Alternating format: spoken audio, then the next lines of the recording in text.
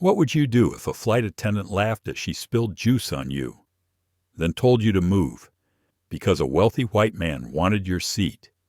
Most people would swallow their pride, stay silent, and endure the humiliation. But what if the woman they targeted was actually the CEO of the entire airline, traveling undercover? This is the true story of Arielle Monroe, a poised, soft-spoken black woman in a navy blue hoodie who boarded Flight 227 as a stranger in her own company. What happened next revealed not just the ugliness of systemic bias at 36,000 feet, but the courage it takes to lead with grace when the world hands you cruelty. Who was the flight attendant who mocked her? Why did no one speak up? And what happened just 5 minutes after that glass of juice hit her lap? That would change the future of air travel forever. This isn't just about first-class injustice, it's about power, redemption, and building a sky where everyone is seen. If you believe in stories that expose truth and uplift dignity, don't forget to like, share, and subscribe to our channel. Now, let's begin the story. The cabin lights had a golden glow, humming softly above the rows of leather seats. It was just past sunrise at Portland International, and most travelers wore the sleepy, resigned expressions of people too used to motion. Businessmen tapped away on phones. A mother rocked a baby wrapped in a blanket of tiny moons. And in row 14, seat C, a woman sat still with her hands folded gently in her lap, as if waiting for something more than just takeoff. She wore a simple gray hoodie, faded blue jeans, and black sneakers. Nothing about her called for attention.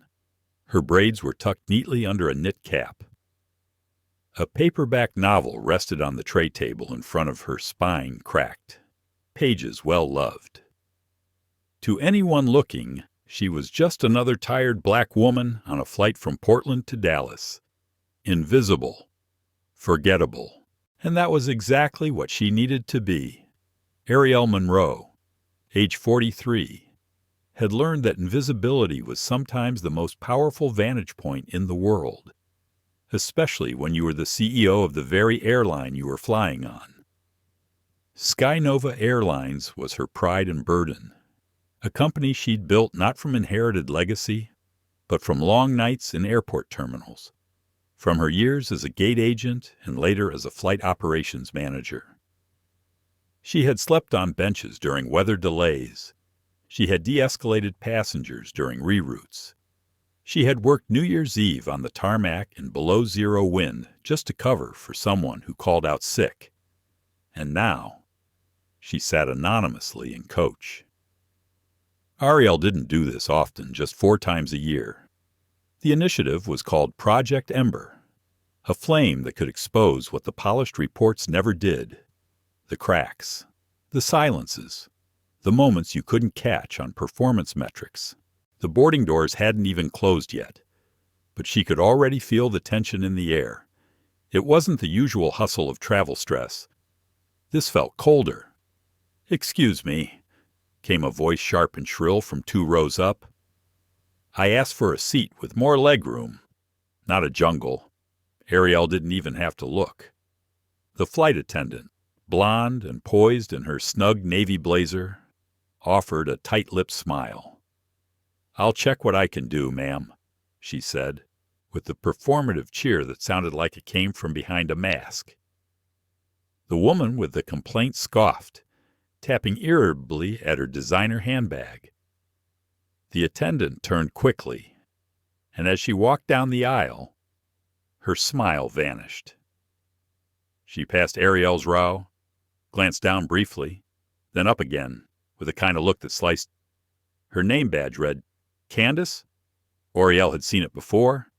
That tiny pause, the unspoken measurement. Clothes, skin, worth. Candace's smile didn't reach her eyes as she passed. She made her way to the rear of the cabin, where another flight attendant, older and heavier set, stood adjusting the coffee cart. This one, Marissa, had a softer energy, but she looked tired. The kind of tired that didn't come from the early shift. The kind that came from years of keeping her head down. Arielle pulled out her phone, checked the time. 7:43 a.m. The flight was almost full now. Middle seats taken. Overhead bins crammed. An elderly man sat beside her, adjusting his oxygen clip with practiced hands.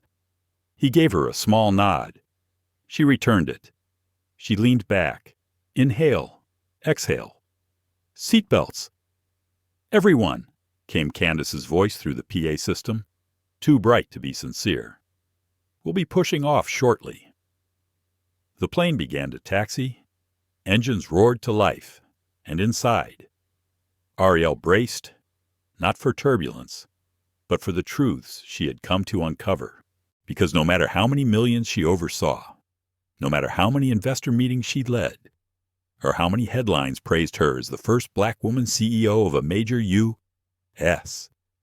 airline up here, in coach, in anonymity, none of that mattered. Here, she wasn't Ms. Monroe, not Madam CEO, not the polished executive with tailored suits and a speaking fee.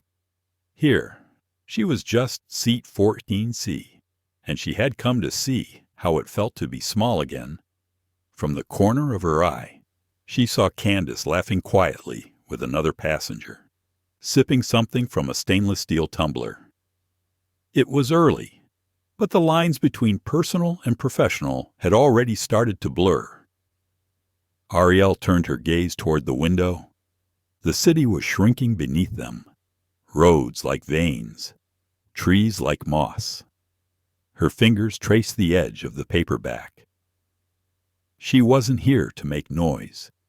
She was here to listen, because somewhere, beneath the glossy branding and corporate numbers, she had a gnawing suspicion that something in her airline had changed.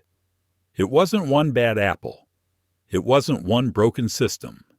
It was something subtler, a culture, a way of seeing people, or not seeing them at all. And in the hours ahead, that suspicion would become certainty. But for now, she closed her eyes and waited.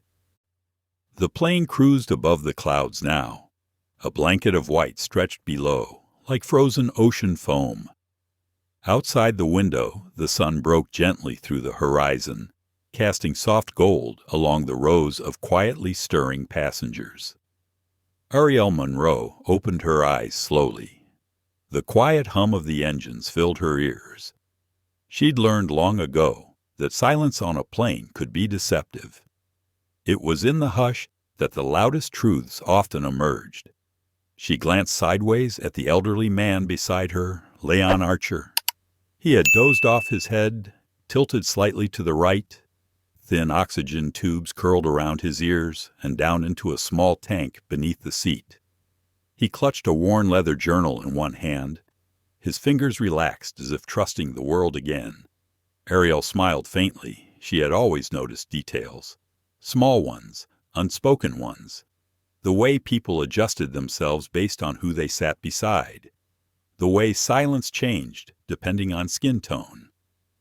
It was all data, human data. But this morning, she wasn't gathering it as a CEO.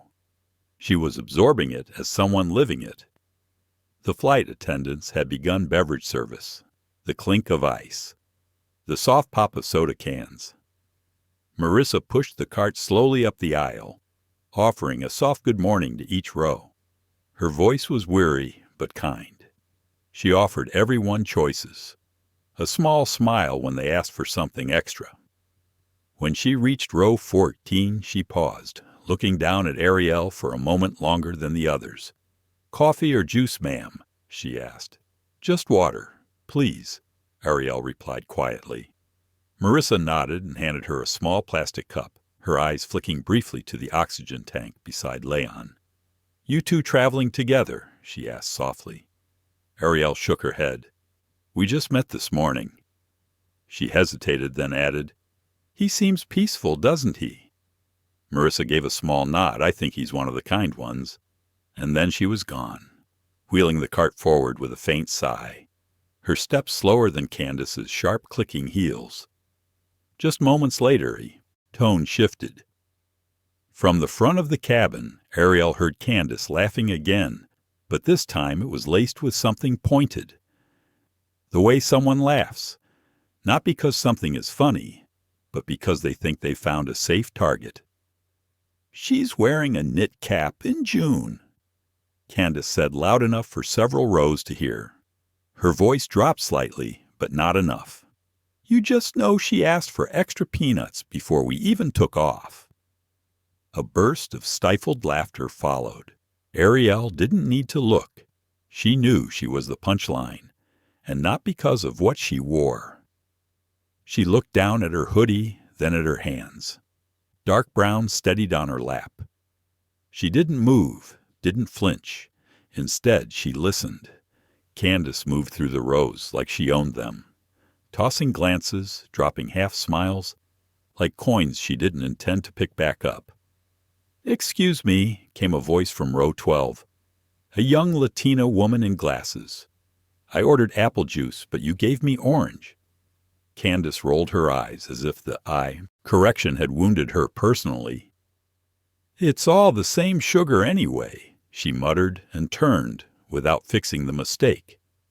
The tension began to rise. A slow burn. Arielle had felt this before on subways, in boardrooms, on conference calls, where her voice was mistaken for the assistant, or where investors expected her to fetch coffee, before they realized she was the one holding the company.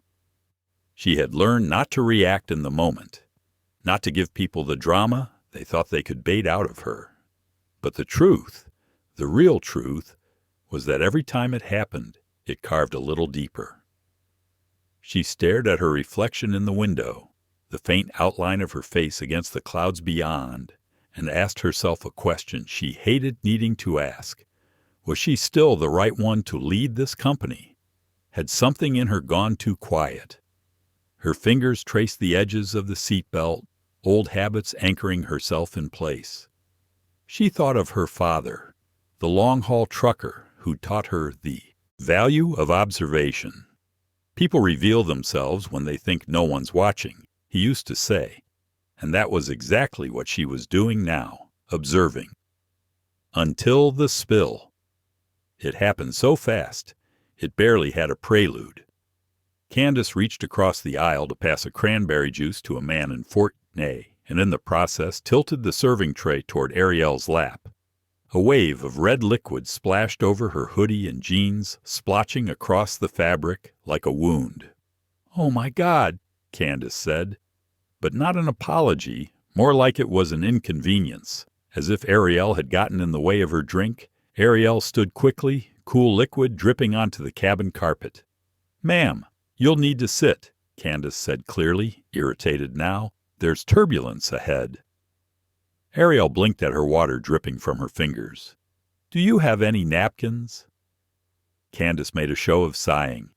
"Marissa's got the cart with the napkins," she said, then turned away. Arielle looked around. Passengers nearby were staring.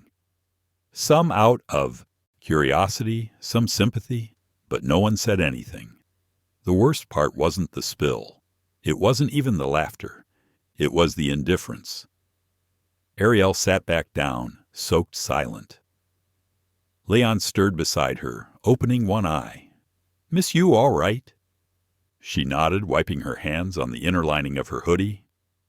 "I'm fine." "You don't look fine," he said kindly.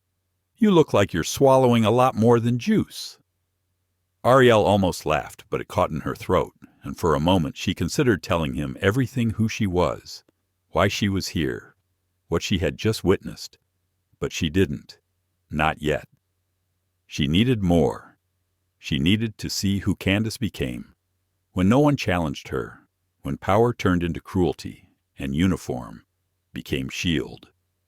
In the seat back in front of her, a child had drawn smiley faces in the fogged plastic window. It felt like a message from another world. Arielle took out her phone, opened a private memo file, and wrote 5 words. "The girl in 14C matters. Tomorrow, those." Words would start a fire, But today she would stay invisible for just a little longer. The cabin lights dimmed slightly as the sun pushed higher into the sky. A warm amber glow filtered in through the windows, touching each face with quiet intimacy. Arielle Monroe sat still in seat 14C, her hoodie damp and sticking slightly to her skin. The cranberry juice had begun to dry, but it left behind a faint sugary stickiness that clung to her fingertips. Leon Archer glanced sideways, his eyes steady. "You know," he said gently, "I've seen a lot of things on flights. Crying babies, fighting couples, near emergencies, but I've never seen someone spill juice and walk away like it's a privilege." Arielle looked at him, then let out a soft breath. Privilege is exactly what it was. Leon studied her. "You don't talk like most passengers." Arielle smiled faintly. "That's because I'm not here just to fly." Before Leon could ask more, footsteps clicked down the aisle again. Candace Rowe returned with a tray in one hand and a smirk riding just beneath her polished smile. "I brought you a coffee," she said to Arielle, her voice syrupy, sweet but stiff. "Thank you," Arielle replied calmly, accepting the cup. It was warm, almost too warm. She could feel the heat of it radiating through the paper. Candace lingered. "I figured something hot would help after. Well, earlier." There was no apology in her voice, just performance. A show for any passengers still watching. Arielle nodded politely. "Thanks." Candace turned and strutted away. But as soon as she was gone, Arielle gently peeled off the lid of the cup. She didn't take a sip. Instead, she just watched the rising steam and let herself feel what she was holding. It wasn't about the coffee. It wasn't about the juice. It wasn't even about Candace, not entirely. It was about something deeper. The quiet humiliation. The expectation that Arielle would stay silent because she was alone, that she'd endure the spill, the stares, the smirks, and the scalding cup, then get off the flight and disappear into a crowd of nameless people with no voice. But not this time. Leon reached into his satchel and pulled out a small packet of hand wipes. He handed it to her without saying a word. She accepted it gratefully. "Do you fly often?" she asked after a moment. Leon smiled. "Used to. My wife and I did little vacations once a year. Puerto Rico, Seattle, Key West. After she passed, I stopped flying. This is my first trip in 5 years." "I'm sorry," Arielle said gently. She always said, "People show their character at 30,000 feet." She wasn't wrong. Arielle looked around. Across the aisle, a young mother was trying to calm her toddler who had begun to cry softly. 2 rows behind them, a businesswoman tapped furiously on her laptop. Farther down, an elderly couple held hands as they dozed. And weaving through it all were the flight attendants. Marissa, moving with grace and patience. Candace, sharp and artificial, her empathy stored away like luggage that didn't belong on this flight. Arielle didn't move. She sat with her coffee and her thoughts. She thought of her board of directors, how they'd raised eyebrows when she proposed flying anonymously once a quarter. Why expose yourself like that, one of them had asked. You're not a mystery shopper.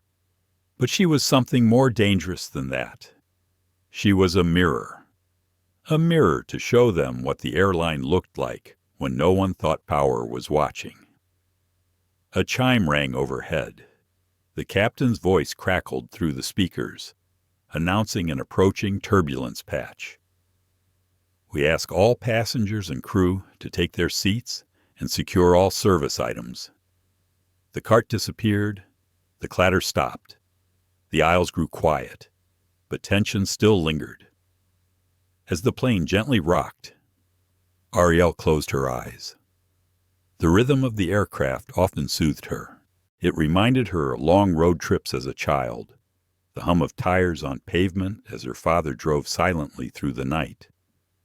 Back then, she hadn't known how race shaped the world, but she remembered her dad reaching for her hand when they pulled into certain gas stations, the way he held his wallet tight, the way he stood straighter in unfamiliar places. Now, she understood why. Systemic disrespect didn't need a scream. It thrived in whispers, chuckles, and cups of hot coffee handed out with a smile just sharp enough to cut. The turbulence shook the plane more sharply now. Arielle held her coffee steady. Leon gripped the armrest, knuckles pale. She placed her other hand gently over his, reassuring. When the shaking subsided and the seatbelt sign chimed off, Candace returned. "Everyone all right?" she asked. Voice chipper. She didn't look directly at Arielle this time. Leon answered instead. "We're fine. Thank you." Candace smiled, but her eyes darted to Arielle's lap. "Coffee treating you okay?" Arielle smiled back. "It's hot, but manageable." Candace nodded. "Good. I always say coffee's best when it burns just a little." Arielle met her eyes then. Calm. Steady. "I prefer it when it doesn't burn twice." The flight attendant hesitated for a split second, just long enough for Arielle to register that she'd felt the sting. Then Candace turned and walked away. Leon chuckled quietly. That was elegant. I've learned that retaliation costs more than truth, but the truth, delivered with grace, always lands. She set the coffee down. The time was coming. Not yet, but soon. She opened the airline's in-flight magazine. It was one she'd helped design herself 2 years ago. On the inside back cover was a letter from the CEO herself, but instead of a photo, they had printed an image of a clouded skyline. Her name, Arielle Monroe, was printed at the bottom in small italics. She traced the name gently with her thumb. People never expected their assumptions to come crashing down mid-air. That's what made moments like this necessary. Transformational, painful, honest. A small voice interrupted her thoughts. "Excuse me, ma'am." A young flight attendant in training had approached quietly. Her badge read Tina in block letters. Her hair was pulled into a neat bun. She looked nervous. "I just wanted to check if you needed anything else." Arielle studied her. There was no condescension in Tina's voice, only sincere curiosity. "Thank you," Arielle said, "but I'm okay." Tina nodded. "If you need dry napkins or a blanket, I have some extra." "I saw what happened earlier." Arielle met her eyes. "Thank you. That's kind of you." Tina glanced around, then leaned in slightly. "Not all of us are like her. Just so you know." Arielle nodded. Noted. The girl slipped away. Arielle watched her disappear behind the curtain at the back galley. There was something hopeful about Tina, and something sobering in the fact that she already felt the need to apologize for her team. Leon turned toward her again. "Do you think she'll make it?" Arielle blinked. "Make what?" "Make it through. Stay kind." "I mean—" Arielle paused, then answered softly. "Only if someone protects her from thinking this behavior is normal." Leon nodded. "I hope she has a boss who sees things clearly." Arielle smiled. "She does. She just doesn't know it yet." The plane leveled out. The hum of the engines returned to normal. But something had shifted again. Not just the air pressure. The truth was starting to rise. The flight continued its slow, steady path west. Outside the window, clouds gathered in painterly layers, the light above them shifting gold to gray. Inside the cabin, the tension that had earlier shimmered beneath the surface was softening. but only slightly. Arielle Monroe, still quiet, in seat 14C, closed her magazine and tucked it into the seat pocket. The coffee cup remained untouched on her tray table. She'd never intended to drink it. Some things were better left cooling. Leon Archer had dozed off beside her, his head tilted slightly toward the window, a gentle snore escaping every few breaths. His presence, calm and unpretentious, offered a buffer of peace that Arielle didn't take for granted. She took out her phone, careful to keep it low as she typed a message in a secure app reserved only for Sky Nova executive communication. It was encrypted, with a feature designed to erase the message if the wrong eyes lingered too long. Flight 3277 in progress. Incident log begins. Visual confirmed. Candace Rowe. FA3 multiple service violations. Additional observation, potential grooming, and moral conflict from Junior FA. Tina, passenger interactions to be cataloged. She paused, glanced around the cabin again, then added, expect formal review upon landing. Recommend stand down for Rowe pending HR compliance check. Further internal audit required. She saved the message, but didn't send it just yet. Timing mattered. 2 rows ahead. The toddler had fallen asleep across her mother's lap. Soft lullabies hummed from the mother's lips, barely audible, peaceful.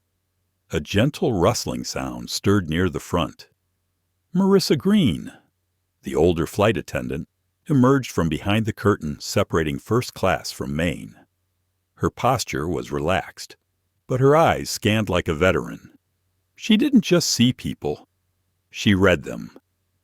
As she passed Arielle's row, her eyes briefly locked with hers. Would you mind if I checked on your seatbelt? Ma'am Arielle nodded, lifting the edge of her hoodie to reveal the belt clipped in place. Thank you, Marissa said, then leaned in slightly and whispered, I apologize for earlier. Not all of us think spilled juice is a joke. Arielle's eyes met hers. I know, she said quietly. Thank you. Marissa straightened and moved on, her lips pressed into a firm line. There was no showiness in her voice, no need to overcorrect, just integrity. That was what struck Arielle most, who chose dignity, even when power wasn't watching. She watched as Marissa made her way back toward the galley, disappearing behind the curtain, just as she did. Candace returned from the other end of the plane. She paused halfway through the aisle to chat with 2 middle-aged men in matching golf polos. They laughed a little too loud, tossing jokes about upgrades and stewardess smiles. Candace flirted with effortless poise. Arielle's jaw tensed, not because of the banter, but because of the casual way some people wore false friendliness as a uniform. Like kindness had a dress code. Leon stirred beside her. Did I snore? He asked, groggy. Just enough to prove you're human, Arielle replied, smiling. He sat up straighter. I dreamed we were being followed by another plane, one flying slightly below us. Same speed, same path. What do you think it meant that even when you think you're alone, something or someone's watching? Arielle tilted her head thoughtfully. Or maybe we're the ones watching, waiting for the right moment to make ourselves visible. Leon nodded slowly. You're deeper than most passengers I've met. Comes from flying often. Candace approached again, this time holding a clipboard. She stopped at their row with a forced smile. Good afternoon. We're conducting a quick passenger manifest confirmation for in-flight data sync. Could I verify your names? Leon straightened. Leon Archer, seat 14A. Candace checked a name, tapped a box. She turned to Arielle. And you? Miss Arielle paused. If she gave her full name, the game would be up. She wasn't ready yet, but she couldn't lie, either. "Uh, Monroe," she said. Candace raised an eyebrow, then moved to the next row. She clearly hadn't made the connection. But Marissa, watching discreetly from behind the galley curtain, had paused. Her gaze had shifted slightly. Arielle noticed. That's when she knew. At least one person on this flight had started to figure it out. The moment passed. Candace completed the manifest check and returned to first class. Arielle could feel the shift in energy. Something was about to break. Then came the voice. "Excuse me." It was the mother from 2 rows ahead. She stood now, baby monitor clipped to her waist, holding the hand of her half-asleep child. She looked over at Arielle. "I just wanted to say thank you," she said softly. Arielle looked up. For what? For not yelling, for not shouting or making a scene earlier. My daughter watched the whole thing, and afterward, she asked me, "Mommy, why did the lady get juice on her?" I didn't know what to say. Arielle's voice was gentle. "What did you tell her?" I said, "Sometimes people make mistakes, and sometimes they're mean. But the best people don't have to yell to make it clear what's right." Arielle's throat tightened. She smiled. "That means more than you know." The woman nodded and returned to her seat. Leon exhaled slowly. "You know, it's strange. What as I get the sense you're not just any traveler. You carry yourself like someone who's used to making decisions." Arielle turned toward him. "What would you do if you saw something broken in a system you helped build?" He studied her. "Depends. Is it cracked or is it rotting?" Arielle's silence was answer enough. Leon nodded. "Then you don't fix it with tape. You expose the rot and rebuild." They sat in silence a moment longer. The intercom crackled again. "Ladies and gentlemen, this is your captain. We're about an hour and 15 minutes from landing. Cabin crew, please begin preparations for descent." Marissa moved through the cabin again. Tina followed, watching her carefully, mirroring the movements. Candace remained in first class, chatting with a tall man in a tailored blue suit. She laughed again, louder than necessary. Arielle's phone buzzed with a secure notification. "Internal compliance review active. Manifest identity confirmed. Awaiting in-air observation report. CEO discretion authorized." She looked down at the coffee cup still on her tray. The surface was smooth now. No steam. Just stillness. Like a storm waiting beneath. The truth was clear now. Not just about Candace, but about what kind of airline Sky Nova had become when the cameras weren't rolling. When policies were posters, not people. It wasn't enough to build a system that worked. She had to protect the soul of it. That meant confrontation. That meant truth. And above all, it meant remembering that silence wasn't the same as peace. Arielle sat up straighter, gathering her things, because in the next hour, everything would change. The hour before landing felt stretched thin, like tension wire. Everything appeared calm on the surface, meals cleared, seats upright, passengers lulled into their final descent rituals. But underneath it all, something simmered. Arielle Monroe sat quietly in 14C, her hands folded, gaze steady. She had rehearsed this moment in her head a dozen times, but now that it was close, she felt something more unexpected than nerves. Clarity. There were no more questions. She had seen enough. The slow erosion of dignity in the skies wasn't theoretical anymore. It was lived, minute by minute, seat by seat, in the casual choices crew members made when they thought power wasn't watching. Candace Rowe still didn't know. She remained confidently stationed in the first-class cabin, fussing over a wealthy passenger with white gold cufflinks and a vaguely Eastern European accent. Arielle had overheard him earlier, dismissing the turbulence as first-world nonsense. Candace had laughed. Too loud. Leaning against the armrest of his seat like a woman certain of her social standing, Marissa Green, on the other hand, had begun to thread her way slowly through the main cabin, checking seat belts, adjusting blankets for sleeping passengers, helping a young man tuck his laptop away before descent.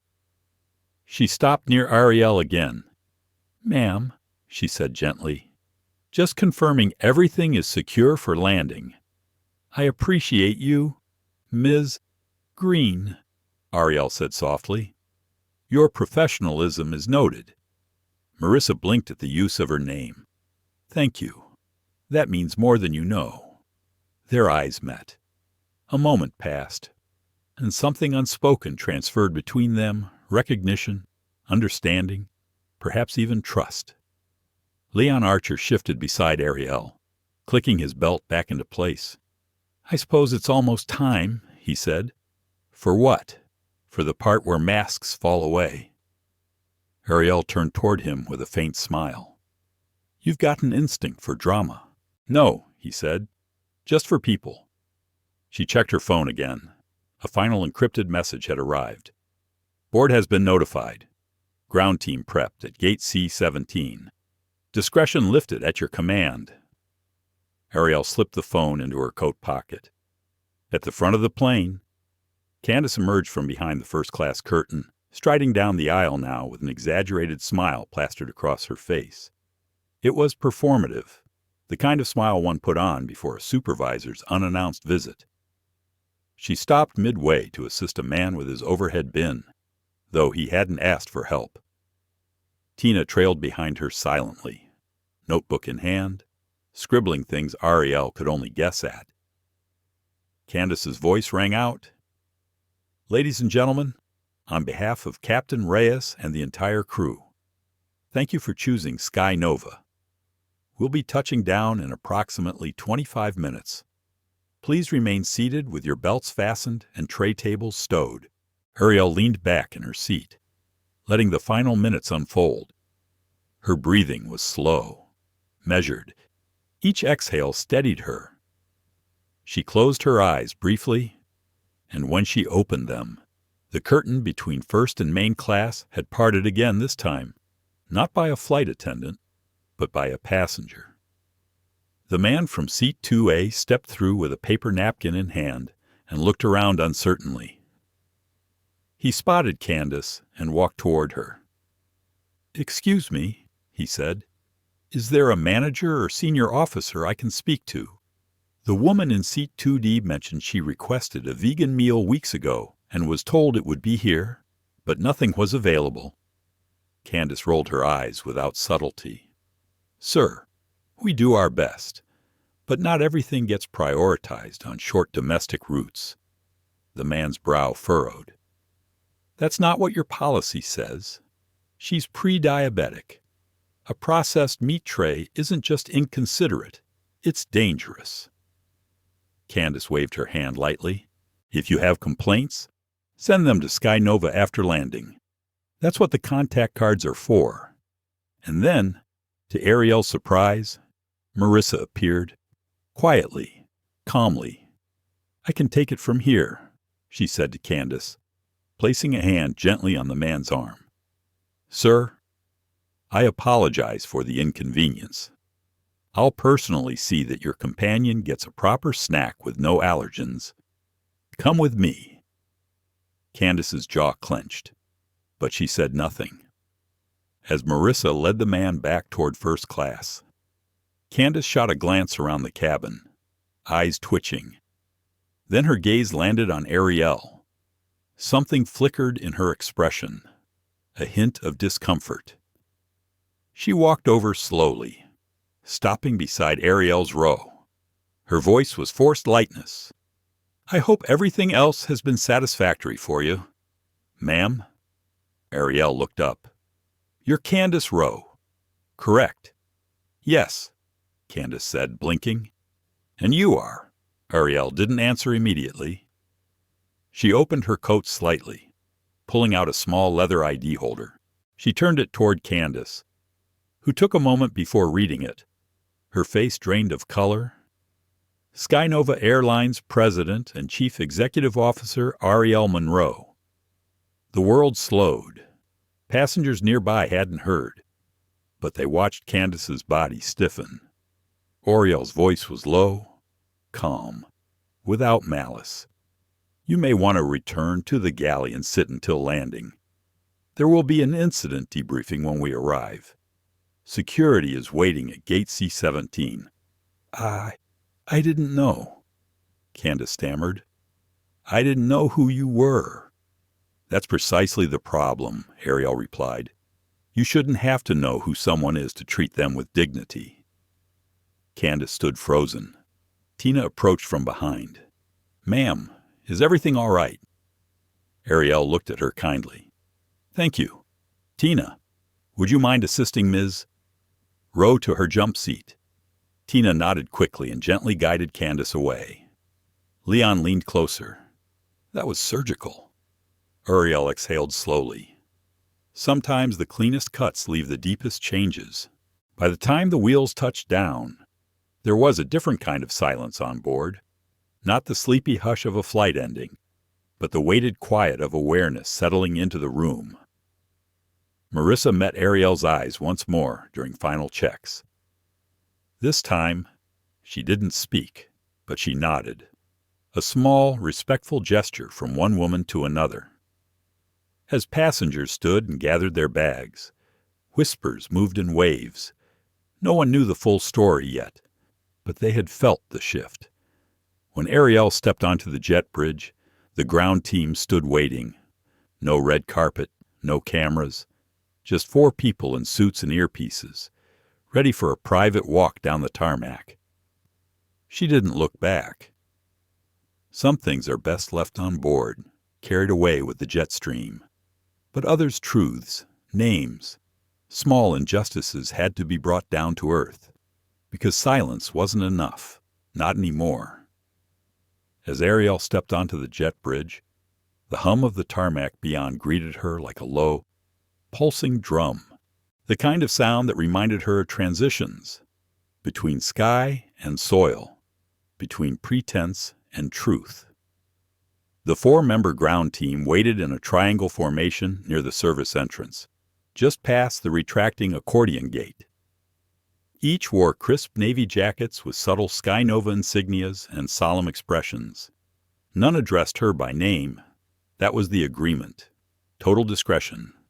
Let the public disembark unaware.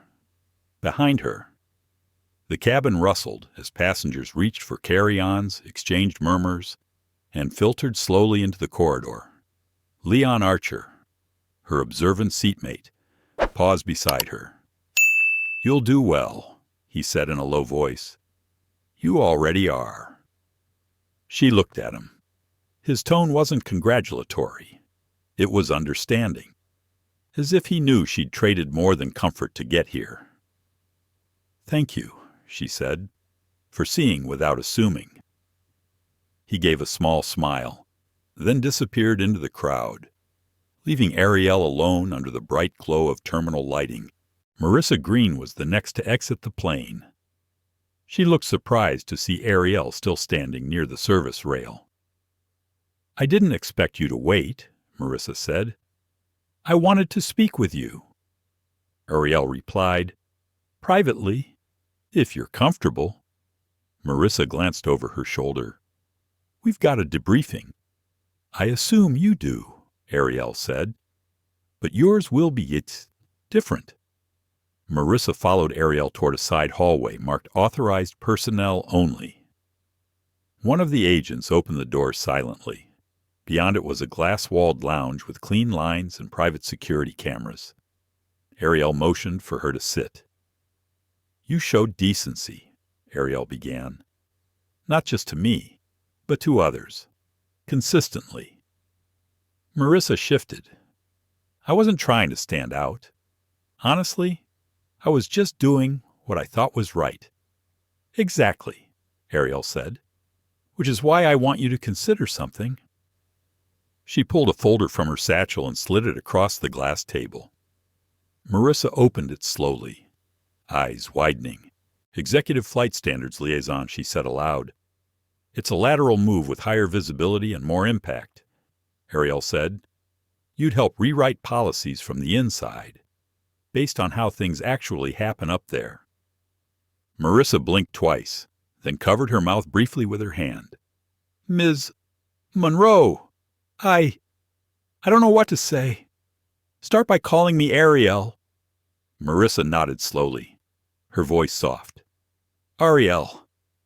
This would change everything for me, my family, but also, maybe other crew too. That's the point, Arielle said. Real change isn't about public speeches. It's about who rewrites the memos at midnight. Marissa sat quietly, absorbing the moment. Then, slowly, she nodded. I'm in. Arielle smiled. Good. You start Monday. HR will be in touch. As she stood, Arielle placed a gentle hand on Marissa's shoulder. I'm proud of you, she said, and I don't say that often. When Marissa left the lounge, Arielle sat alone for a few minutes more. Her phone buzzed. A message from Damon Westbrook, Sky Nova's chairman of the board. Update. She typed back without hesitation. Action underway.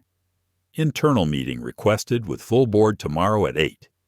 Include HR, ethics, legal. Then she stood and made her way to the next room, where the tone would be less congratulatory. Candace Rose sat stiffly at the head of a long table, arms crossed, her expression defiant. Tina sat beside her, lips pursed, unsure whether to speak or remain silent. Arielle walked in, followed by 2 compliance officers. She didn't raise her voice. She didn't need to. Ms. Rowe, she began, you are here to account for your actions on Flight 717. Specifically, your behavior toward passengers in economy, your response to a medical accommodation request, and your general conduct under pressure. Candace's tone was clipped. I followed protocol. The vegan meal wasn't logged. I handled a spilled beverage appropriately, and I treated all passengers according to class policy. Arielle tilted her head. Tell me, Ms. Rowe, when you looked at me, in seat 14C, what did you see? Candace shifted. I saw someone who didn't belong in that seat. Arielle's gaze didn't waver. And why is that? There was a beat of silence. I didn't recognize you, Candace said finally. Arielle leaned forward. So you based your treatment on recognition? Not policy, not human decency, but status. Candace opened her mouth, then closed it again. I've reviewed your personnel file, Arielle continued. Multiple citations, borderline evaluations, and a pattern of condescension hidden behind technical correctness. Tina began to speak, hesitantly. Ms. Monroe, I witnessed some of it too, but I didn't feel I had the right to say anything. I was new. Arielle nodded gently. You do now. She looked back at Candace. You're suspended effective immediately, pending review. Do not return to duty without a formal hearing. Any attempt to contact employees involved will be documented as interference. Candace stood abruptly. This is a mistake, she hissed. You think firing a flight attendant will change a broken culture? No, Arielle said softly. But not firing you would confirm it. Candace left the room without looking back. Tina remained seated, wide-eyed. Arielle sat beside her now, her voice lowering.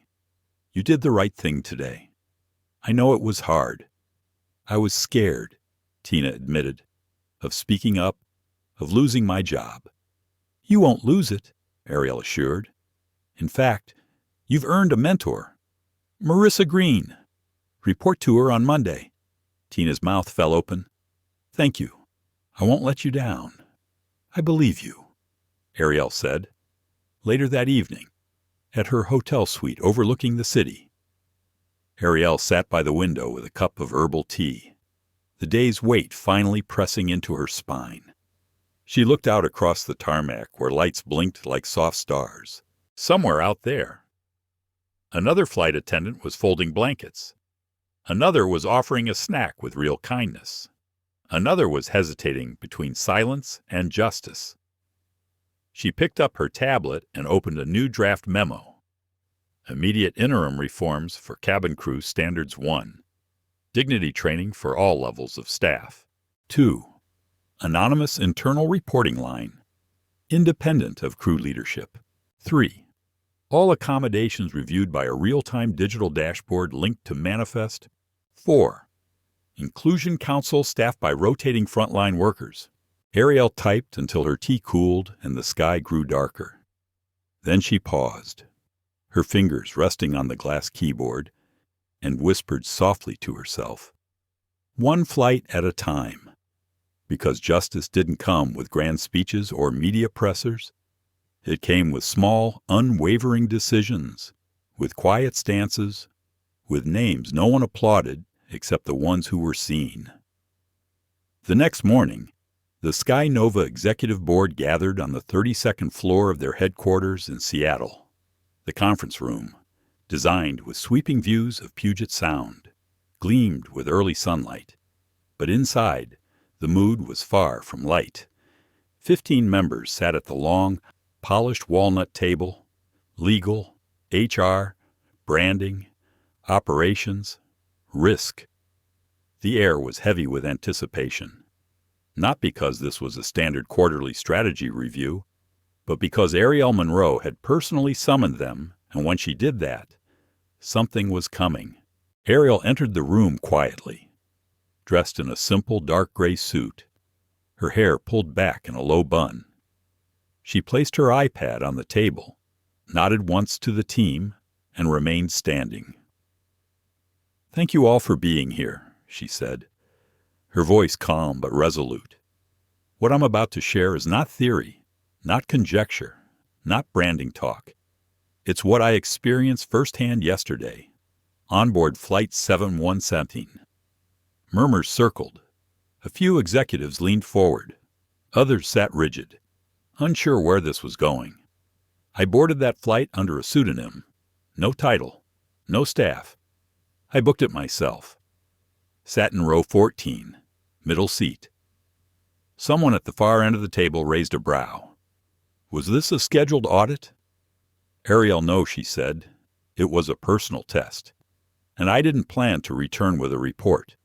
But what I witnessed left me with no choice. She looked slowly around the room.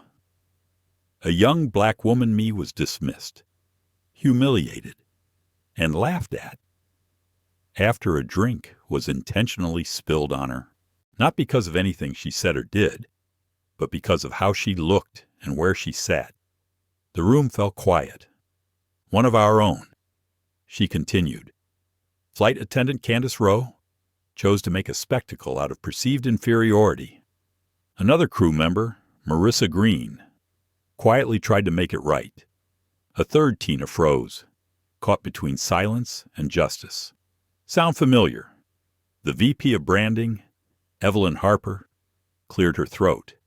Arielle, if this is about an individual's misconduct, our internal HR protocol, this is not about Candace Rowe. Arielle interrupted gently. She's a symptom, not the disease. That silenced everyone. We have trained our staff on procedure, but we have failed to teach them what justice looks like at 35,000 feet. We've failed to empower decency, to require empathy, and to lead from the seat, not just the cockpit. Damon Westbrook, the chairman, leaned forward. What do you propose? Arielle picked up the remote and tapped to advance the screen behind her. A document appeared, titled Sky Nova Values Reset Internal Equity Flight Plan. She began walking slowly as she spoke. Effective today. We're launching a 3-tier initiative that includes retraining, accountability tracking, and a new leadership mentorship model. We'll select frontline workers, not just executives, to serve on our policy boards. We'll tie executive bonuses not only to profit margins, but also to passenger experience scores. And we will publish quarterly diversity impact reports. The CFO raised his hand. Won't that create PR exposure? What if numbers don't look good? They don't, Arielle said. That's the point. Legal counsel shifted. From a liability perspective, silence is a greater risk. Arielle cut in. The room was shifting. Eyes that had once carried doubt now followed her with focus. Arielle sensed it, but she wasn't finished. I want to tell you what it felt like to sit in that seat. Not as a CEO, as a woman who's been overlooked before, as a black passenger who's heard the ma'am, that's not your seat line, one too many times. It felt like being erased in real time. She looked toward the window. And for every person like me who can fight back, there are hundreds who can't. They go home humiliated, quiet, thinking it was their fault. The COO, Christopher Yates, spoke up now. I had no idea you were conducting this kind of immersion, but honestly, Arielle, that's the kind of leadership we've been needing. She gave him a small nod. Thank you. He continued, if we frame this as a new direction company-wide empathy strategy backed by data and internal stories, I think we can gain trust back before the next PR storm hits. It's already storming, Arielle said, swiping to the next slide. A social media post was projected on the screen. A blurry photo of the spilled juice, another of her sitting in a stained blouse. Someone had tweeted, this woman was disrespected in front of us all. Crew laughed. No apology. This is Sky Nova shame. Over 68,000 retweets. Thousands of comments. No one in the room said a word. We don't respond by deleting, Arielle said. We respond by doing better. The director of ethics, Rosa Nguyen, finally spoke. I'll start compiling a case review for not just this incident, but others from the past 6 months. Anonymous, but with pattern tracking. See where our real blind spots are. I'll work on board-level mentorship pathways, said HR lead Jeremy Tate. We can rotate junior employees into policy teams, like you said. Damon leaned back, nodding slowly. Arielle, he said, you didn't just pass a test. You lit a path. I think it's time we follow. There were no standing ovations, no applause, just quiet agreement. And that was all Arielle needed. After the meeting, she stepped out into the corridor alone. The air smelled of fresh coffee and recycled HVAC. She stopped by the viewing window that overlooked a runway in the distance. It was strange how many times she'd passed this view in silence. The smooth takeoffs, the gentle landings, all symbols of control. But now, she didn't want to control. She wanted to change. Her phone vibrated. A message from Marissa Green. Flight 2202 was different today. Tina led the safety demo like a pro. The captain shook our hands. Passengers smiled. No tension. Just kindness, thank you. Arielle stared at the message for a long time before responding. We're only just getting started. Then, she returned to her office. She removed the flight itinerary she'd used under her alias. She folded it neatly and placed it in a small frame beside her desk. A reminder, not of humiliation, but of why she flew in the first place. The flight back to Chicago was quiet, but not in a peaceful way. Arielle Monroe sat in 2A this time, her seat upright, tray table stowed. She wore a navy blouse, her hair in its usual low bun. There was no disguise today. No economy row. No middle seat. She was visible now, unmistakably herself. A new flight crew rotated in and out, subtly glancing her way. Word had traveled. Even the captain had paused outside the cockpit before takeoff, extending a polite, welcome aboard, Ms. Monroe. She'd simply nodded in response. But Arielle's mind wasn't on them. Her thoughts stayed with Marissa Green. It had been 2 days since their exchange, and Arielle couldn't stop wondering what it felt like to be Marissa caught in the middle, trying to do the right thing in a moment that punished decency. How many times had Marissa been forced to choose between silence and justice, between job security and human dignity? The flight attendant working first class now was an older man named Antonio. He moved quietly, carefully. When he offered Arielle a drink, he did so with both professionalism and an undercurrent of reverence, like serving a woman who just walked out of a fire. Arielle thanked him gently and accepted the cup of black coffee. She stared into the surface of the drink, the reflection of the overhead lights warping her face in the ripples. As the plane climbed altitude, a mother and her young son entered first class from coach. The boy had spilled chocolate milk down his shirt.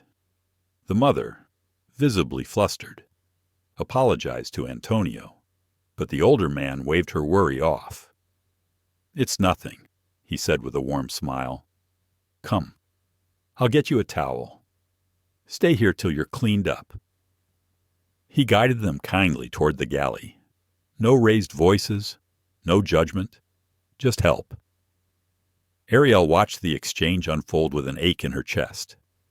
This was what it should feel like to fly, like dignity was default, not a luxury. The boy, maybe 7 or 8, looked up and caught Arielle's gaze. She smiled. He smiled back. Just a child. No armor yet. No shame. That smile stayed with her, even as she stepped off the plane at O'Hare. Outside, the Chicago air was humid with early summer, the breeze warm against her face as she moved into the private pickup zone where an SUV waited. Her phone buzzed. It was a message from Marissa. "May I speak with you in person? I'm in Chicago this week." "I'll go wherever you are," Arielle texted back. "Come to our downtown office tomorrow. 9 a.m., room 17E. Just you." The next morning, Marissa arrived early. She looked composed but anxious, dressed in a crisp white blouse and tailored black slacks. Her hair was tucked behind her ears, and she clutched a small leather notebook like a life vest. Arielle greeted her at the door herself. No assistants, no formalities. "Hi, Marissa." "Hi, Ms. Monroe. Thank you for seeing me, of course. Please, sit." They sat across from each other in a quiet meeting room lined with framed photographs of Sky Nova Milestone's retired aircraft, inaugural routes, award ceremonies, but none of those mattered today. Marissa took a breath. "I came here because I've been thinking about that flight, about that moment, and about how much it cost you, but also what it's revealing about all of us." Arielle said nothing, letting the silence stretch. "I'm not proud of how quiet I went at first." Marissa continued. "I froze. I thought about my performance reviews, my supervisor's favoritism toward Candace, and whether speaking up would cost me my job." Her eyes filled slightly, but she blinked fast, refusing to cry. "But then I looked at your face, and not because you were the CEO. I didn't even know. I looked at you as a woman who didn't deserve what was happening, and I realized that staying quiet would make me part of it." Arielle finally spoke, her voice soft. "You didn't stay quiet forever. That matters." "But is it enough?" Marissa asked. "I want to be someone who acts earlier. I want to build something better, not just apologize for what I didn't do." Arielle leaned forward, folding her hands. "What do you want, Marissa? Not just for your job, for yourself?" Marissa didn't answer right away. Then, "Finally, I want to lead something, but not like a promotion. I want to create a space where empathy is trained, not just policies, where the right thing doesn't feel like a gamble, where new crew members learn that compassion isn't weakness. Arielle nodded slowly. I've been drafting a new role, she said. Director of Equity and Flight Experience.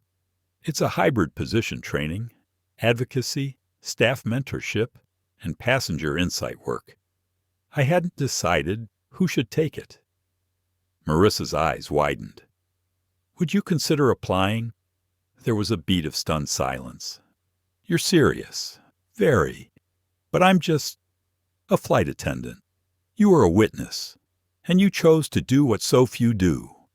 You stepped into discomfort, knowing it might cost you. That's leadership. Marissa's voice caught. I'd be honored. You don't have to answer now, Arielle added. Take time, but know this isn't a test. It's an invitation. Marissa rose to her feet slowly, heart pounding in her chest. I won't need long.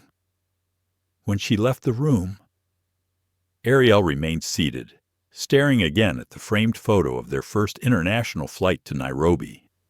Back then, she'd stood beside the founders, one of only 2 women on the tarmac. She remembered the weight of the uniform on her shoulders, the whispered doubts from other executives, the slow, steady climb to being seen not just as capable, but as necessary. Now, she was offering that first foothold to someone else. Arielle reached into her drawer and pulled out a folded note handwritten in faded ink. Her mother's words, tucked into her bag before her very first flight at age 22. Remember, baby, silence is comfortable, but it never rewrote a rule book. Speak even if your voice shakes. She kept it close. Even now, especially now, the sun had barely risen over Lake Michigan when Arielle Monroe walked through the polished lobby of the Sky Nova Training Center. Most executives preferred their offices in the high-rise downtown, with panoramic skyline views and espresso bars in every corner. But not Arielle. She liked it here, where real change was grown, not just drafted. The day's agenda was ambitious. An open feedback session between executives, flight staff, and trainees, a bold idea proposed by Marissa Green as part of her transitional work in the new Director of Equity and Flight Experience role. They called it Aisle Seat Sessions, a name Marissa insisted on because, as she put it, the aisle seat is where you see everything, where you help first, where people bump into you, sometimes rudely, but it's also where stories pass through.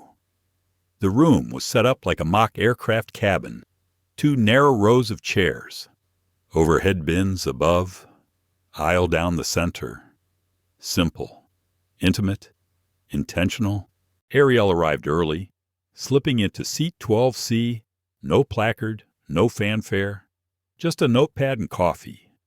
Soon, others trickled in, a man in cargo pants and a Sky Nova maintenance badge, a younger woman in a crisp flight attendant uniform with anxiety etched into her every movement, a passenger relations manager, a wheelchair support crew member, and, eventually, Marissa. Marissa caught Arielle's eye and nodded calm, grounded, present, once everyone had arrived. Marissa stood in the aisle, hands gently folded. No scripts today, she said. No hierarchy either. Just stories, observations, anything you wish you could say during a flight, but can't. The room was quiet at first. Then the young flight attendant spoke up. My name's Eleni. I've only been flying 6 months, and it's exhausting sometimes. Not the hours, the moments where I see something wrong, but I don't know if it's my place to speak.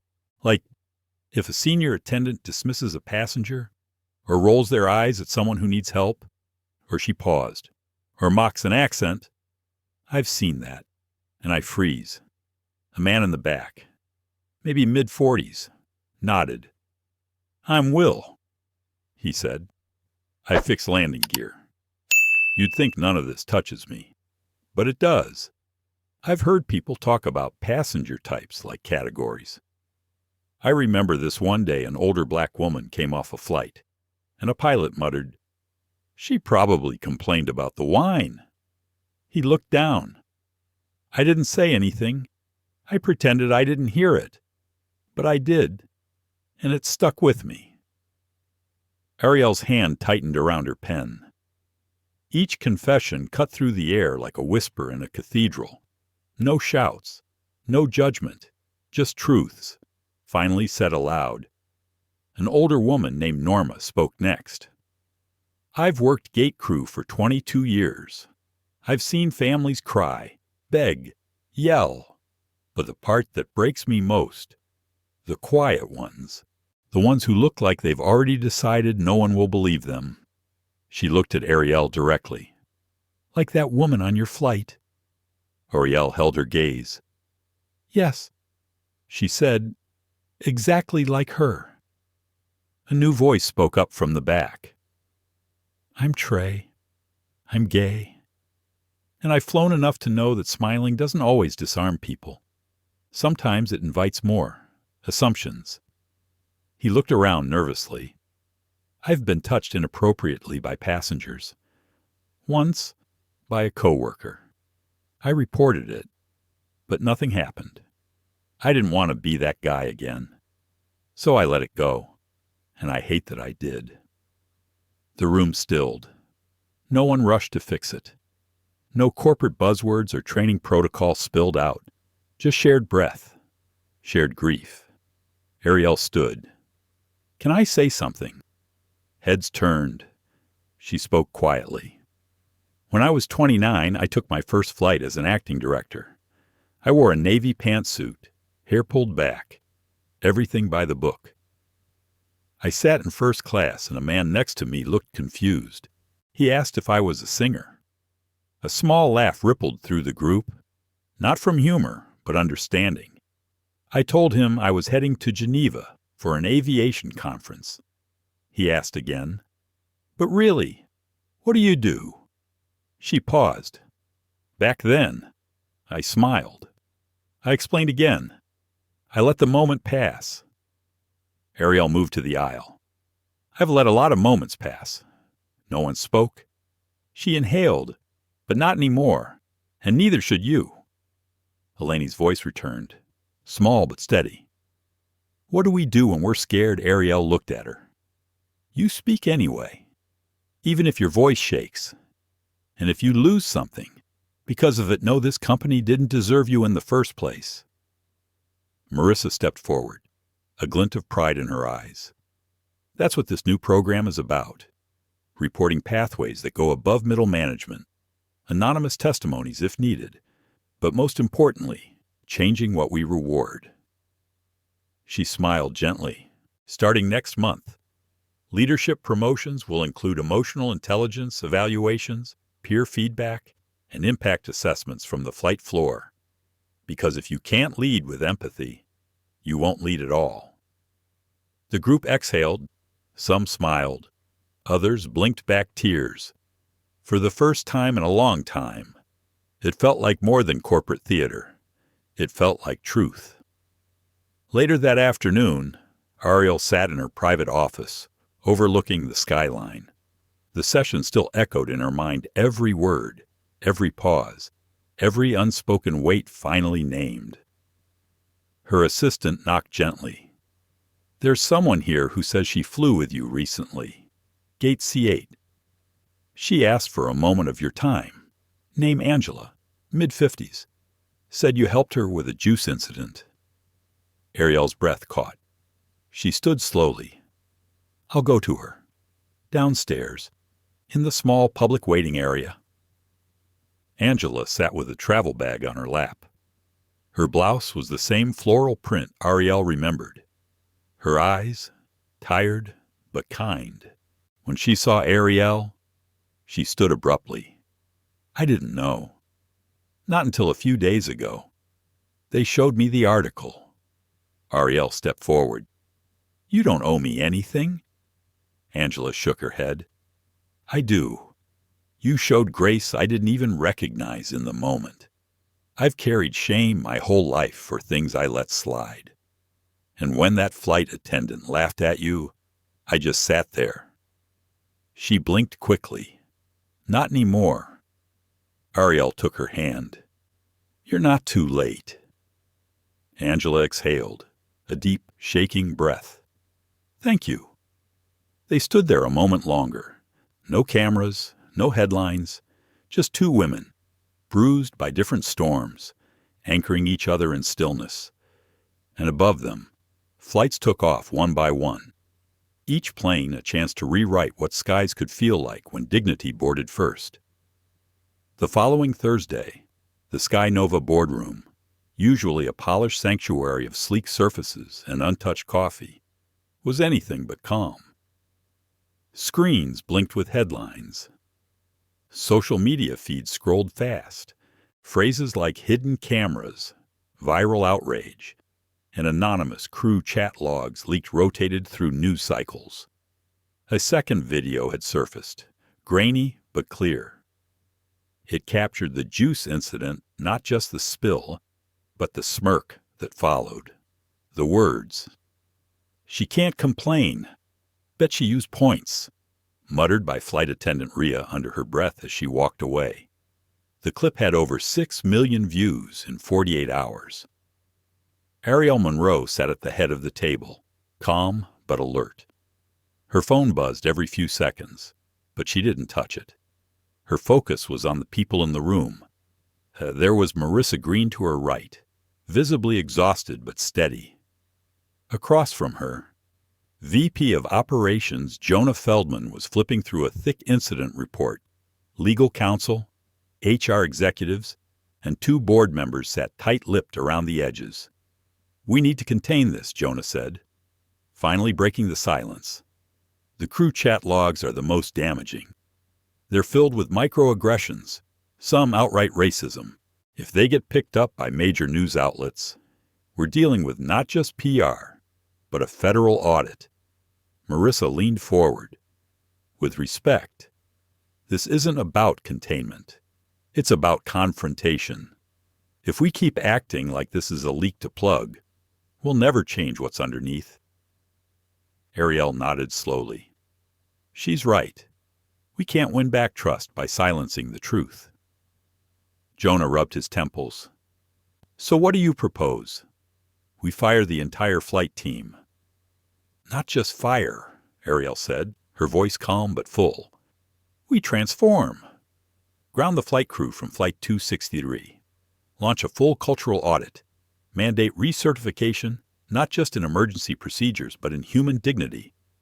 And we publicly back it. No spin, no excuses." There was a pause. One of the board members, an older woman named Catherine Weller, adjusted her reading glasses. "This will cost us stockholder confidence, possibly revenue." Arielle looked directly at her. "It already is." Later that day, in her private office, Arielle opened the file folder labeled Internal Correspondence, Rhea McKenzie. Inside were employee reviews, disciplinary notes, and one glowing letter from a former supervisor. That letter puzzled her. She picked up the phone and dialed the number listed at the bottom. "Captain Henry Paxton, speaking." "Captain Paxton, this is Arielle Monroe. I believe you once supervised flight attendant Rhea McKenzie." A pause. "I did. Is this about the video?" "Yes. I'm trying to understand something. You wrote that she was graceful under pressure and naturally empathetic. That doesn't match the person in the footage." He sighed. "Back then, it was true.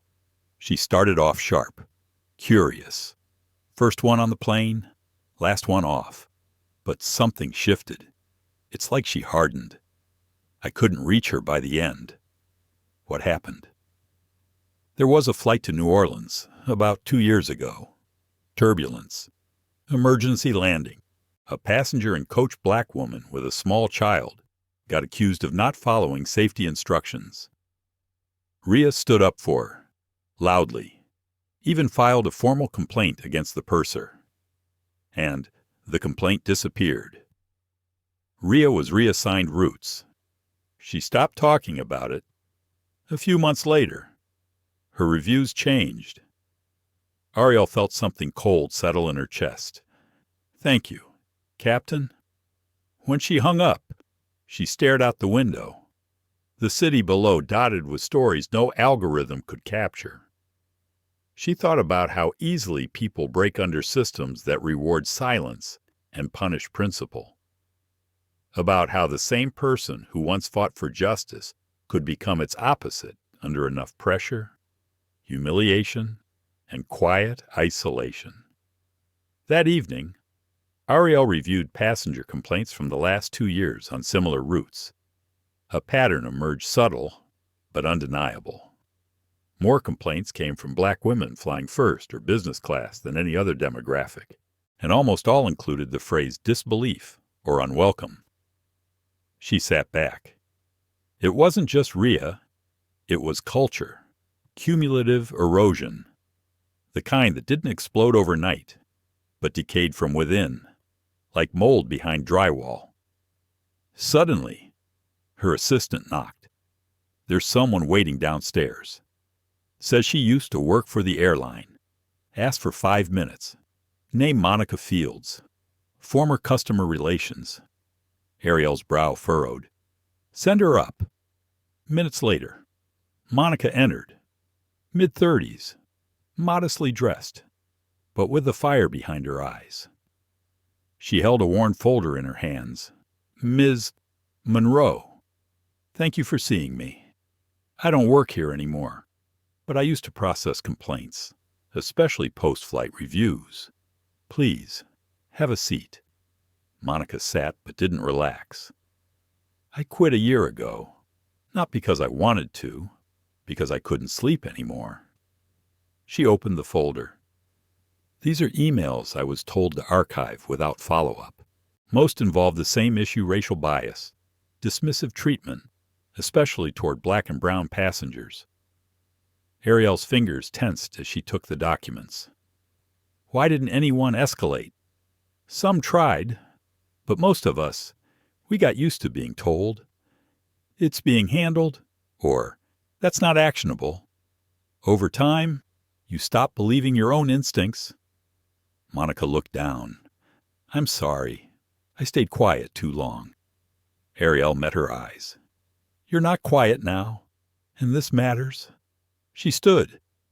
"I need you on the team. Temporarily. Help us design the new feedback system. One that doesn't erase voices but amplifies them." Monica's eyes widened. "You're serious. Dead serious." Monica smiled, uncertain, but hopeful. "Then yes. 100 times. Yes." As the sun dipped low behind the skyline, Arielle returned to her desk. Her inbox now overflowed with interview requests, legal updates, and internal questions about strategy. But in that moment, all she saw were 2 names, Rhea McKenzie and herself. Both women caught in a system that rewarded decorum over courage, optics over honesty, and both women still capable of change. She opened a new file. Subject line: Turbulence Protocol, Phase 1, Body. It begins with accountability, but it ends with restoration. She hit send, and for the first time that week, she allowed herself to breathe. The storm wasn't over, but for once, she wasn't flying alone. The boardroom had never been this quiet. 12 chairs occupied, but only the hum of the building's HVAC filled the air. Even the clock seemed to tick more softly. Arielle Monroe stood at the far end of the walnut table, not seated like usual. Today wasn't business as usual. The screen behind her displayed a title in bold white against a dark navy background: Restoration and Reckoning, the Sky Nova Initiative. To her right sat Monica Fields, freshly reinstated as a temporary consultant. Her eyes scanned the room with a mixture of defiance and anxiety. Marissa Green flanked Arielle's left, her notepad already open, pen poised. "Thank you all for coming," Arielle began. her voice warm but unmistakably firm. "I know many of you expected this meeting to be about damage control. I understand that instinct. But I'm not here to protect the brand. I'm here to protect its soul." Jonah Feldman crossed his arms. "Arielle, I don't disagree with your motives. But this full transparency approach, it's risky. There are investors calling for your resignation. Headlines speculating about lawsuits." Arielle nodded. "I've read them all, and that's exactly why this moment matters." She clicked the remote. A short video began to play. It was a montage passenger testimonies, audio snippets of crew conversations, anonymized employee reflections. The footage was raw, honest. It cut through the air like a quiet truth that had waited too long. The screen faded to black. No one clapped. That wasn't the point. Arielle leaned forward. "This isn't about blaming a few bad actors. This is about a culture we've allowed to calcify, a culture that subtly tells women of color, disabled passengers, LGBTQ travelers, you're not really meant to be here." She let the silence stretch. "We're changing that. Starting today." Monica passed out copies of the new Equity and Flight Report, a 42-page document they had worked through the night on. It outlined 5 reforms: bias interruption training, passenger justice hotline, anonymous crew feedback loop, real-time incident flagging, and a newly formed passenger advocacy council. Catherine Weller raised a skeptical brow. "And you plan to announce all this?" How Arielle stepped back from the table and gestured toward the screen once more. "Tonight, nationally televised town hall, live-streamed and simulcast. With me, live." "You're exposing yourself," Jonah said. "You'll be a target." "I already am," she replied. Simply. Later that evening, Arielle stood behind the stage curtain of a small studio set inside Sky Nova's headquarters. Her makeup was minimal, her navy dress tailored, her hair pulled back into a low bun that framed her face in quiet strength. The lights dimmed, a cue light blinked green, and then she stepped into the camera's frame. The studio audience, mostly employees, advocates, and a few community members, leaned forward. "Good evening," Arielle began. "My name is Arielle Monroe, and I'm the CEO of Sky Nova Airlines. But tonight, I'm speaking to you not as a corporate leader. I'm speaking to you as a human being who knows how much harm silence can cause." She paused, breathing into the moment.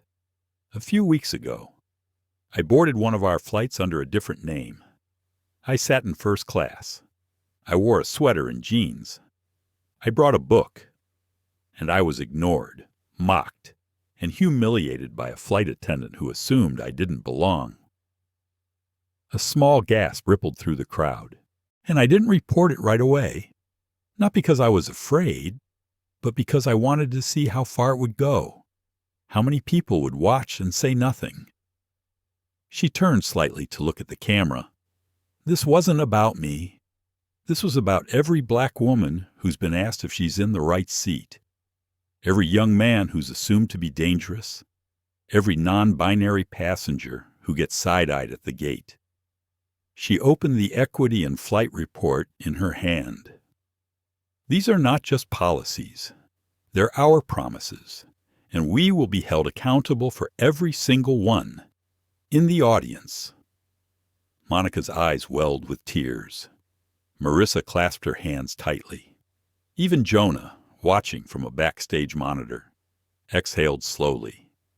Arielle continued, "This is not just a response to outrage. It's a declaration. We will no longer choose comfort over conscience, convenience over compassion, profit over people." She set the report down gently. "Tonight, I am not resigning. I am recommitting." There was no applause cue, but the room erupted anyway.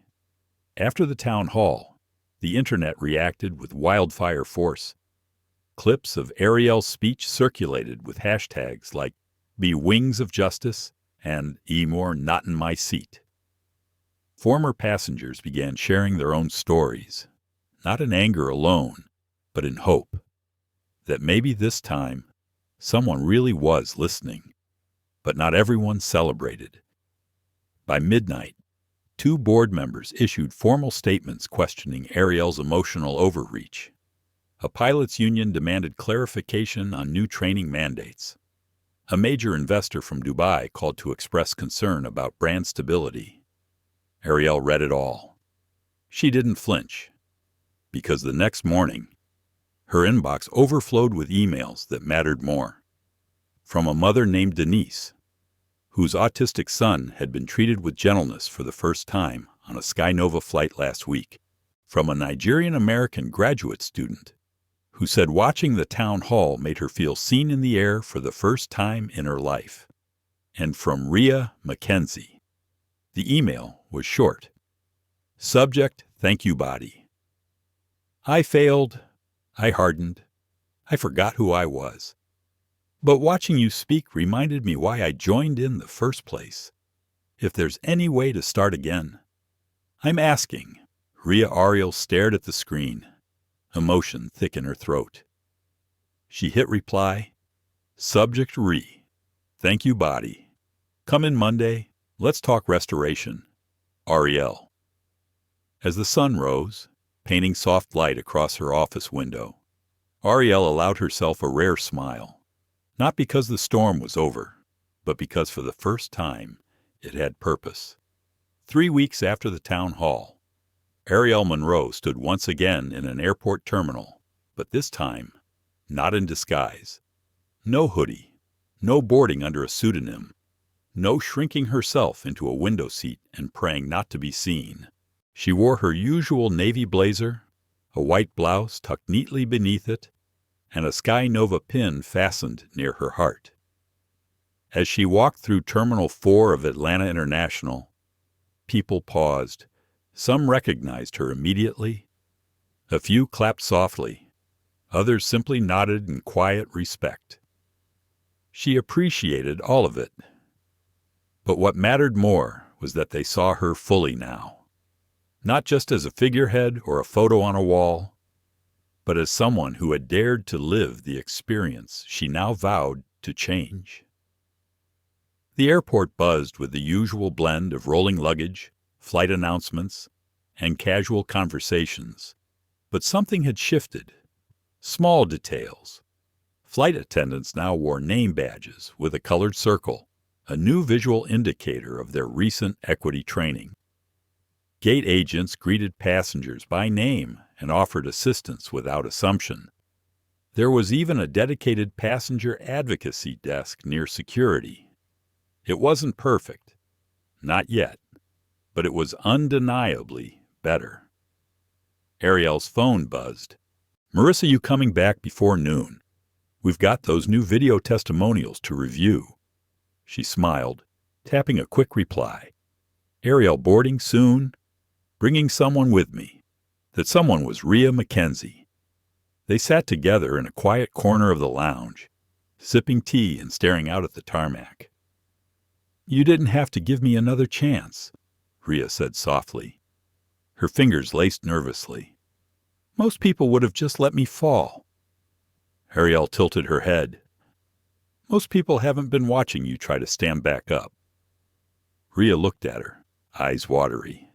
It still hurts. Knowing I laughed in your face. Knowing I contributed to something ugly. We've all laughed at things we shouldn't have, Arielle said, her voice low and even. What matters is what we do after the laughter dies. Ria reached into her bag and pulled out a small folder. Inside was a handwritten proposal, 10 pages of research, case studies, and pilot programs she'd been quietly developing since her return. Arielle skimmed the first few pages.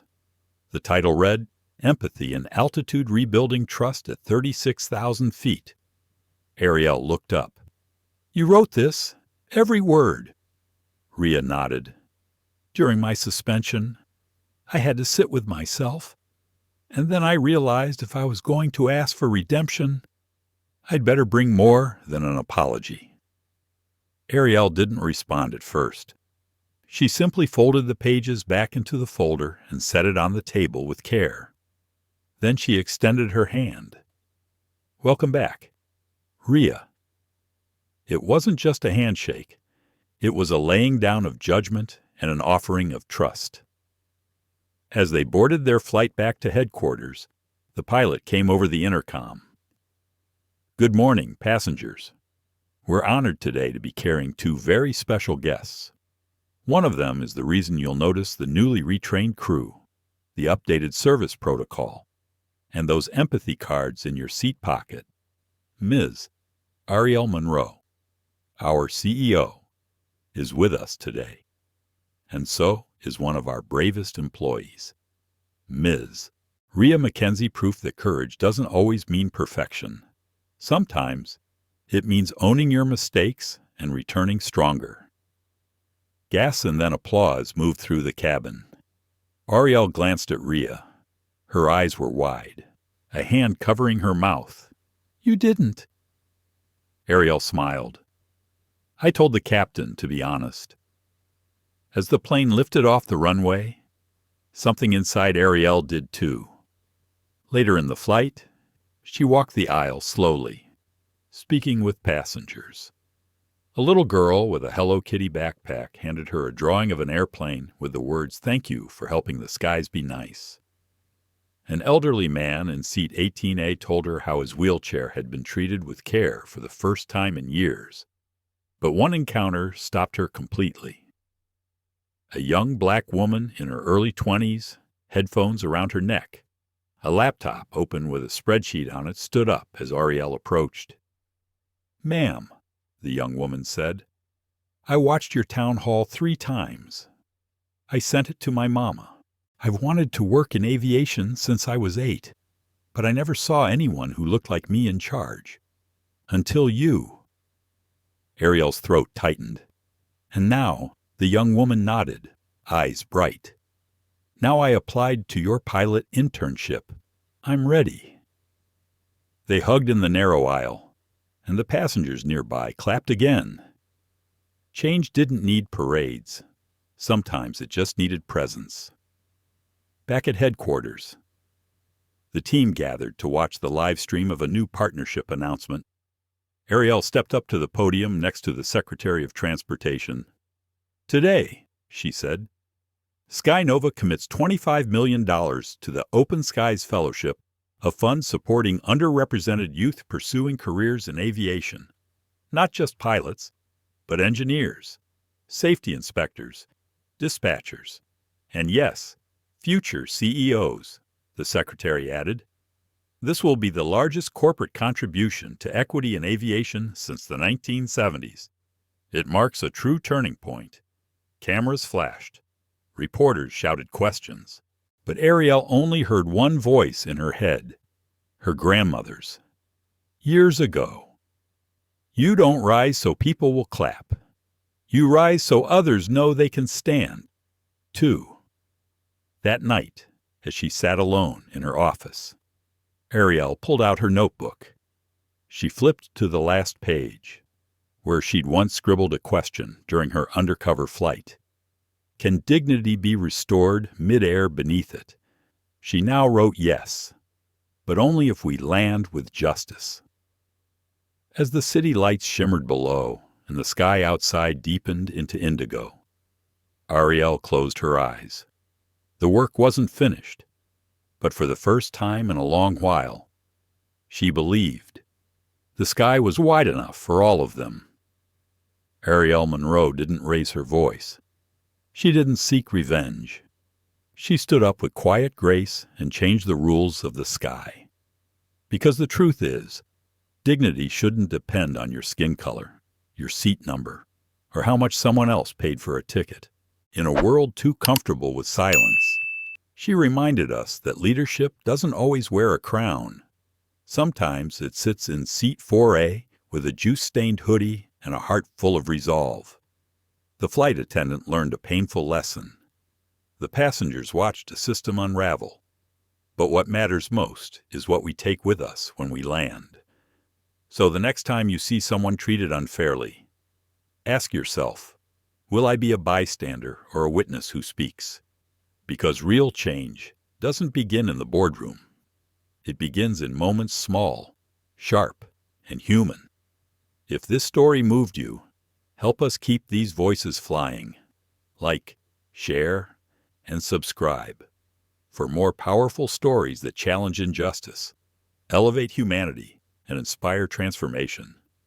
Until next time, fly with your eyes open and your heart even wider.